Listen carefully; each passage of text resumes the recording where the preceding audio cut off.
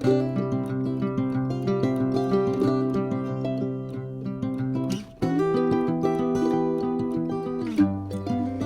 Everyone, welcome back to my channel. আমি বিদিশা চলে এলাম আবারও একটা নতুন ব্লগ নিয়ে। তো আজকে এখানে শনিবার, সকাল এখন 9টা বাজে। আর কালকে রাত্রে এখানে প্রচুর স্নোফল হয়েছে। তো সকালবেলায় উঠে যখন দেখলাম চারিদিকে একদম বরফে ঢাকা, আর আমার এত ইচ্ছা করছিল বাইরেটা গিয়ে একটু বরফ নিয়ে খেলতে, তা আমি বেরিয়ে পড়েছিলাম কিছুক্ষণ বাইরেটা খেলার জন্য। আর দেখো এত সুন্দর লাগছে, পুরো একদম ফ্রেশ স্নো। আর খুব ঠান্ডাও বাইরে, এখন বাইরে টেম্পারেচার হচ্ছে -2 ডিগ্রি। আর বাইরেটা এখন এত ঠান্ডা, ভাবছি ভেতরে গিয়ে জ্যাকেট ফ্যাকেট সব পরে আবার বেরিয়ে আসি। আপনারা দেখতে পারেন যে ব্লগের যে নায়িকা, উনি এখন রেডি হচ্ছেন। উনি আবার যাবেন বরফে খেলতে। ওনার লাইফে প্রচুর উৎসাহ। সকালবেলায় ঠান্ডায় উঠে উনি রেডি হয়ে এখন যাবেন খেলতে।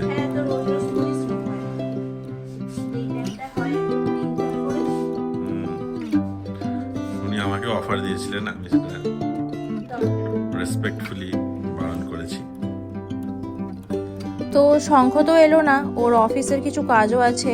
তো ভাবলাম ঠিক আছে, আমি নিজেই বেরিয়ে পড়ি একা। আর চলে এলাম আমাদের বাড়ির ব্যাকইয়ার্ডের দিকে। আর দেখো কি সুন্দর লাগছে চারিদিকটা, পুরো বরফে ঢাকা। আচ্ছা, এই যে স্টিকগুলো তোমরা দেখতে পাচ্ছ পিছন দিকে, এগুলো হচ্ছে আমরা নিজেরাই ফেন্স তৈরি করছিলাম। তো আমরা এটা লাস্ট ইয়ারই শুরু করেছিলাম সামারের টাইমে। তারপরে ঠান্ডা পড়ে যাওয়ার জন্য আমরা এটাকে আর পুরোটা কমপ্লিট করতে পারিনি। তো এই বছর ভাবছি যখন আবার সামার পড়বে তখন আমরা আবার এটাকে শুরু করব, আর এই বছরের মধ্যেই আমরা এটাকে পুরো কমপ্লিট করে নিতে পারবো। তো অনেকক্ষণ বরফে খেলার পর ইচ্ছে করলো একটা স্নোম্যান তৈরি করি। তো একটা স্নোম্যান বানাচ্ছি, খুব বড় করে বানাবো না, ছোট করেই বানাবো। তো দেখা যাক কেমন হয়।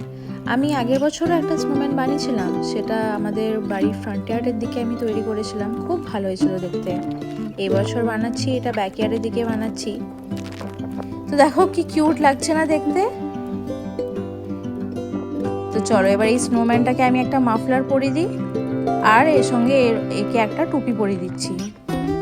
তো আমার স্নোম্যান তাহলে রেডি হয়ে যাবে।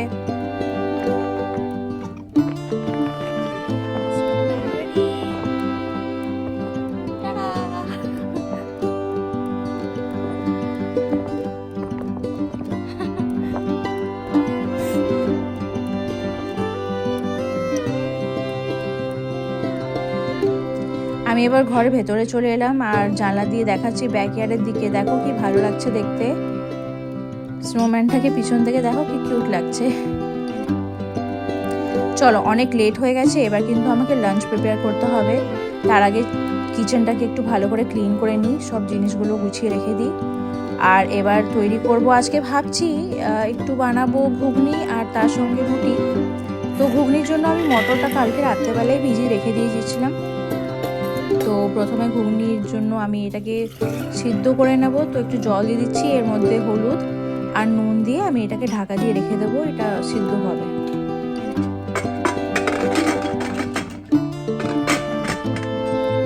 তো এরা সিদ্ধ হতে থাক, আমি ততক্ষণ এর জন্য যা যা প্রিপারেশন লাগবে ওগুলো সব তৈরি করে নিই।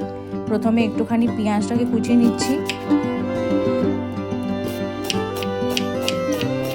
সঙ্গে একটু আলু কুচিয়ে নিচ্ছি। আলুটা না আমি অ্যাকচুয়ালি মটরের সাথেই আমার দিয়ে দেওয়া উচিত ছিল, কিন্তু আমি ভুলে গেছিলাম। তো দেখি এটা আমি পরে এটাকে আলাদাভাবে ফ্রাই করে নেব। একটু টমেটো কুচিয়ে নিচ্ছি, এর সঙ্গে ভাবছি আজকে ঘুগনিতে একটুখানি নারকেলও দেবো। তো নারকেলগুলো কুচিয়ে রেখে দিচ্ছি। আর এই রান্না করতে করতে দেখো আবার স্নোফল শুরু হয়ে গেল। তো চলো এবার রান্নাটা আমি শুরু করে দিই। তো আগে একটুখানি প্যানের মধ্যে তেল দিয়ে দিচ্ছি, তেলটা হালকা গরম হয়ে যাবে। তারপরে আমি যে কুচিয়ে রাখা যে নারকেলগুলো সেগুলো দিয়ে দিচ্ছি। আর এগুলো খুব বেশিক্ষণ ভাজবো না, এটা সামান্য হালকা লাল লাল যখন হয়ে যাবে তখন এটা ভেজে তুলে নেব। দিয়ে ওই একই তেলের মধ্যেই আমি আলুগুলো দিয়ে দিচ্ছি। এই আলুগুলোকেও আমি হালকা একটু ফ্রাই করে নেব। কিছুক্ষণ ভেজে নেওয়ার পর আলুগুলো ফ্রাই হয়ে গেছে, এবার এগুলো তুলে নিচ্ছি। দিয়ে আবার ওই একই তেলের মধ্যেই আমি গোটা জিরে দিচ্ছি, আর এর মধ্যে একটু তেজপাতা দেব, আর কয়েকটা শুকনো লঙ্কা দিয়ে দিচ্ছি। বেশ ভালো করে এটাকে একটু ভেজে নিয়ে এর উপরে এবার যে আমি পেঁয়াজগুলো কেটে রেখেছিলাম সেই পেঁয়াজটা আমি দিয়ে দিলাম। পেঁয়াজটাকেও বেশ হালকা হালকা করে ভেজে নেব। দিয়ে এর মধ্যে আমি আদা রসুনের পেস্টটা দিয়ে দিচ্ছি। এটাকেও ভালো করে ভেজে নেব। ভালো করে পেঁয়াজ আর আদা রসুনের পেস্টটাকে আমি ভেজে নেওয়ার পর এর মধ্যে আমি কাঁচা লঙ্কা অ্যাড করে দিচ্ছি আর এটাকেও ভালো করে মিক্স করে নেব। তো পেঁয়াজগুলো এবার খুব সুন্দর ভাজা হয়ে গেছে। এবার এর মধ্যে আমি টমেটো কুচিটা দিয়ে দিচ্ছি। আর টমেটোটা যাতে খুব তাড়াতাড়ি গলে যায় তাই জন্য আমি এর মধ্যে একটুখানি নুন দিয়ে দেবো। দিয়ে আবার ঢাকা দিয়ে রেখে দেবো কিছুক্ষণের জন্য। আর এইভাবেই আমি মশলাগুলো ভালো করে কষিয়ে নেব।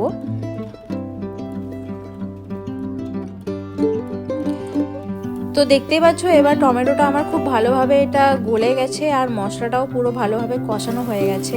এবার এর মধ্যে এক এক করে সব গুঁড়ো মশলাগুলো দিয়ে দিচ্ছি। হলুদ গুঁড়ো দিলাম, লাল লঙ্কার গুঁড়োও দিয়ে দিচ্ছি, এবার জিরে গুঁড়ো আর ধনে গুঁড়ো দিয়ে দিচ্ছি এর উপরে। দিয়ে ভালো করে সব মশলাগুলো আমি মিক্স করে নেব আর খুব ভালো করে এই মশলাটাকেও আমি কষিয়ে নেব। এবার যে আলুগুলো ফ্রাই করে রেখেছিলাম সেই আলুগুলো আমি এর মধ্যে মিক্স করে নিচ্ছি। দিয়ে সব ভালো করে এই মশলাগুলো আমি এর সাথে মাখিয়ে নিচ্ছি। আর সামান্য একটু জল দিলাম যাতে মশলাগুলো তলায় লেগে না যায়। কিছুক্ষণের জন্য এটা আবার ঢাকা দিয়ে রেখে দিলাম। আর এবার ঢাকা খুলে দেখছি যে সব মশলাগুলো খুব ভালোভাবে কষানো হয়ে গেছে। এবার যে ঘুগনিটা আমি সিদ্ধ করেছিলাম মটরগুলো সেটা আমি এর উপরে দিয়ে দিলাম। এটাকেও ভালো করে সব মশলার সাথে আমি মিক্স করে নেব। কিছুক্ষণ এটা মিক্স করে নেওয়ার পর এবার এর মধ্যে আমি একটু গরম মশলা দিয়ে দিচ্ছি।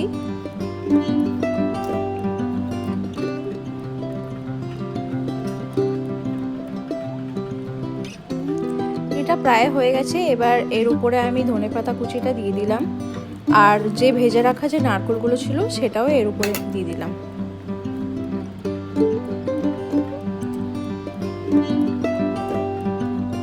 তো ঘুগনি এখন তৈরি হয়ে গেছে আর দেখতে কি সুন্দর লাগছে দেখো। তো চলো এবার রুটিটা তৈরি করে ফেলি। আর তার জন্য আমার আটাটাও মাখা হয়ে গেছে। এবার এক এক করে সব রুটিগুলো আমি বেলে নেব।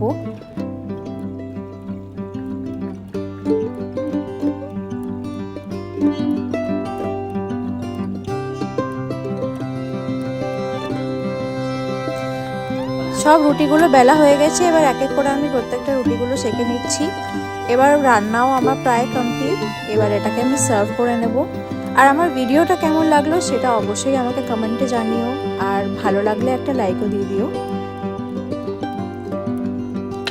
তো দেখা হবে আবার একটা নেক্সট ব্লগে। ততদিনের জন্য টাটা।